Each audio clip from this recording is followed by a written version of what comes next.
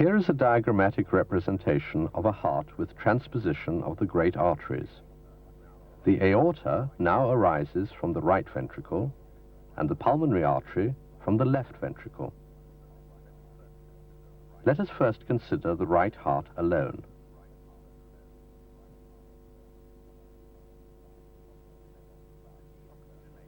The deoxygenated blood returns from the body into the right atrium.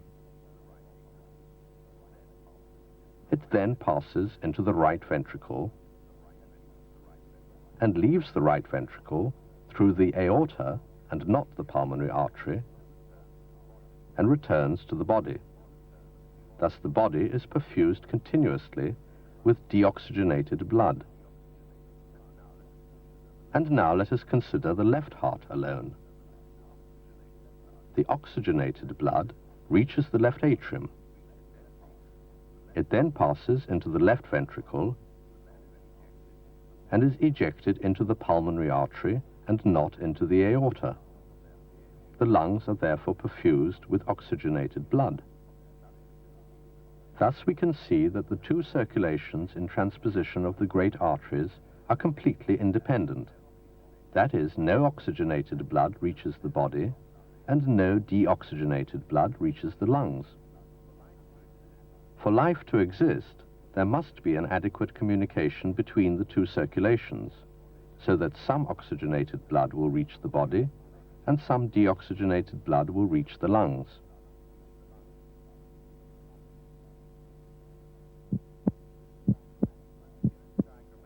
Here is a diagrammatic representation of a heart with transposition of the great arteries and an atrial communication.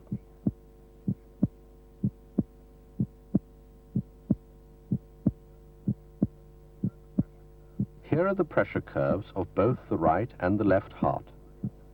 As the aorta arises from the right ventricle, the right ventricular pressure is elevated to systemic levels. The left ventricular pressure, on the other hand, is much lower than normal. The aortic and pulmonary artery pressure curves are normal. Under the pressure curves is the sound notation of the heart sounds originating from both sides of the heart. Let us consider a single cardiac cycle in detail. Towards the end of diastole, the atria contract in order to boost ventricular filling.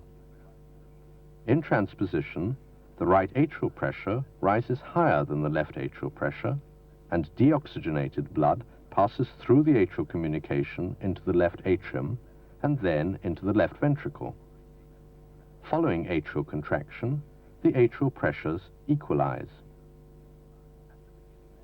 At the beginning of systole, the left and right ventricular pressures rise, and when they exceed left and right atrial pressure, the mitral and tricuspid valves close normally.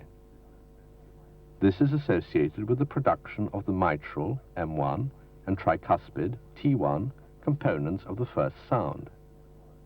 As in the normal heart, M1 precedes T1. As the ventricular pressures continue to rise at the beginning of systole, they come to exceed the pulmonary and aortic pressures.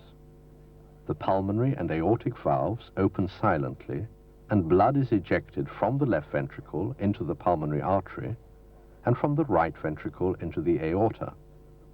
Note that the right ventricular pressure is much higher than normal. This is because it has to overcome the systemic resistance. Conversely, the left ventricular pressure is much lower than normal, because it has to overcome the lower pulmonary resistance. As the ventricular pressures fall below the pulmonary and aortic pressures, the pulmonary and aortic valves close. In transposition, the pulmonary valve is situated in the middle of the chest. Thus the pulmonary component of the second sound, P2, is not heard. Only the aortic component of the second sound, A2, is heard. In transposition of the great arteries, the second sound is single. Before the end of systole, the left atrial pressure rises to exceed the right atrial pressure, and oxygenated blood starts to pass from the left atrium into the right atrium, As the ventricular pressures fall below the atrial pressures, the mitral and tricuspid valves open normally and blood flows into the ventricles. During the period of rapid ventricular filling, the left atrial pressure remains above the right atrial pressure, and the oxygenated blood continues to pass from the left atrium into the right atrium and then into the right ventricle. The left and right atrial pressures equalize again during diastole. The cycle is then repeated. Let us observe it disregarding the influence of respiration. First, slowed down.